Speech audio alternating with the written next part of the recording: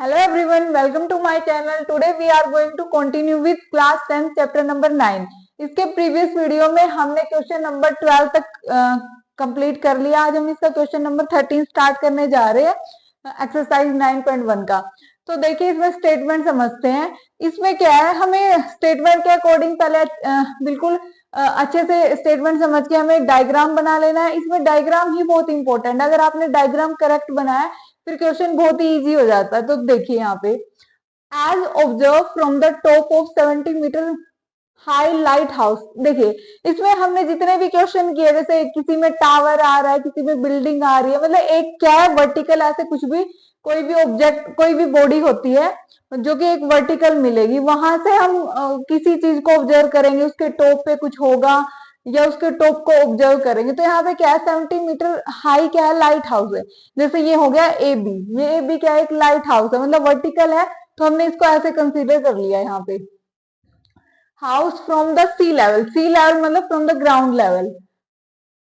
The angle of depression, देखिए हमने जितने क्वेश्चन किए किसी किसी में एंगल ऑफ एलिवेशन गिवन होता है और किसी में एंगल ऑफ डिप्रेशन गिवन होता है. दोनों का में क्या डिफरेंस है मैंने आपको इंट्रोडक्शन वीडियो में बहुत अच्छे से करवाया है.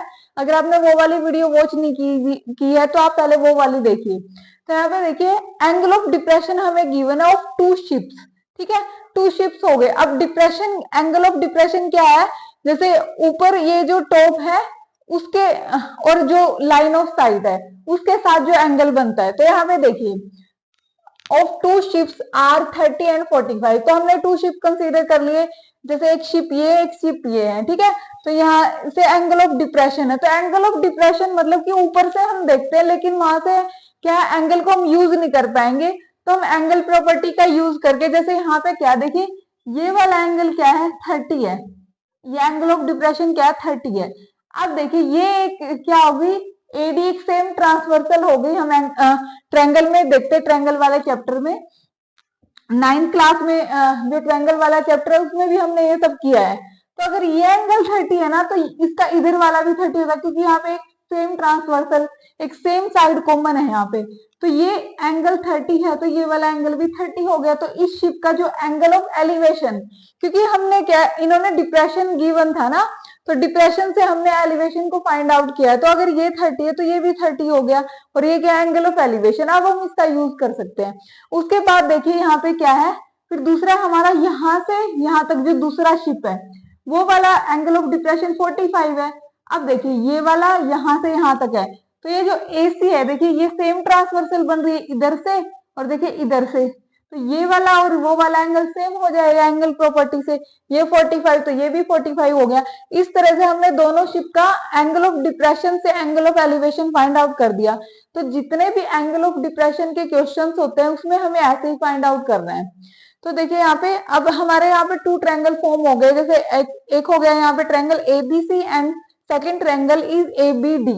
इसमें फाइंड आउट क्या करना है हमने, if one ship is exactly behind the other, मतलब कि एक शिप क्या है दूसरे के पीछे, जैसे C और उसके पीछे क्या है D. The other on the same side of the light house, मतलब लाइट हाउस से दोनों उधर है.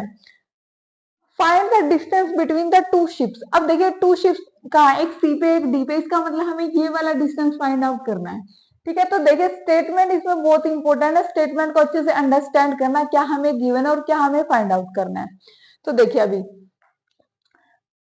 अब हम क्या करते हैं, क्योंकि हमें ये डिस्टेंस फाइंड आउट करना है. तो देखिए क्योंकि हमारे पास एक वर्टिकल डिस्टेंस गिवन है यहाँ पे, तो हमें या तो ये मिल जाए या ये कंप्लीट डिस्टेंस मिल जाए, तो उससे हम माइनस करके ये वाला निकाल सकते हैं. तो पहले हम ये स्मॉल ट्रायंगल ले लेते हैं, ट्रायंगल ABC जो ये बना हुआ है. तो हमने ट्रायंगल ABC ले लिया यहाँ पे. इसमें जो गिवन है उसका यूज करके जो निकालना, मतलब कि बेस वगैरह हम निकालेंगे. इसमें बेस क्या बन रहा है, BC बन रहा है. तो देखिए ये क्या होगी हाइट हो गई. तो अगर मैं यहाँ पे tan थीटा को यूज करूं, मतलब ट्रिग्नोमेट्री, वैसे हमारे ट्रिग्नोमेट्री रेशियो बहुत सारे होते हैं लेकिन यहाँ पे क्या कर रहे हैं हम tan वाले को यूज करेंगे, क्योंकि tan वाले में ही परपेंडिकुलर और बेस होते हैं. तो वही यूज करना है, ये परपेंडिकुलर ये बेस. तो देखिए मैंने ले लिया यहाँ पे tan 45. 45 क्यों लिया, क्योंकि इस ट्रायंगल में जो एंगल बना है वो 45 है.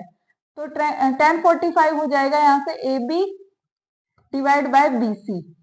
1045 होता है 1। ये हमने ट्रिग्नोमेट्री टेबल से बहुत अच्छे से लर्न कर लिया है, इंट्रोडक्शन वीडियो में हमने किया था। तो ए बी यहाँ पे हो गया 75 एंड बी सी यहाँ पे फाइंड आउट करना है। हम नीचे 1 कर लेते हैं। जब हम क्रॉस मल्टीप्लाई करेंगे तो बी सी भी क्या आ गया यहाँ से 75, तो ये भी डिस्टेंस आ गया। अब हमारे पास अगर ये कंप्लीट आ जाए तो कंप्लीट में से हम बीसी को माइनस कर देंगे।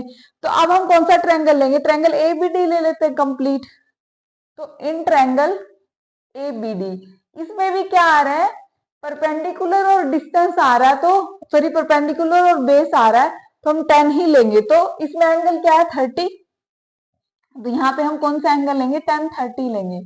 और यहाँ पे परपेंडिकुलर तो सेम रहेगा दोनों ट्रायंगल में ए बी, लेकिन यहाँ पे बेस क्या हो जाएगा बी डी।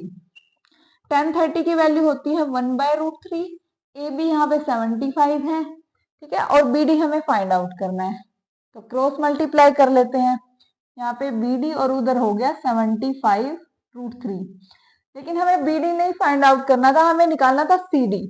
तो सी डी कैसे निकलेगा, अगर मैं बी डी में से बी सी माइनस कर दूंगी इस कंप्लीट में से ये वाला, तो बी डी क्या है 75√3 माइनस 75, तो इसमें 75 आ गया कॉमन और ये आ गया √3 माइनस 1। तो इतने मीटर वो दोनों शिप के बीच का जो डिस्टेंस है वो क्या हो गया, इतने मीटर हो गया।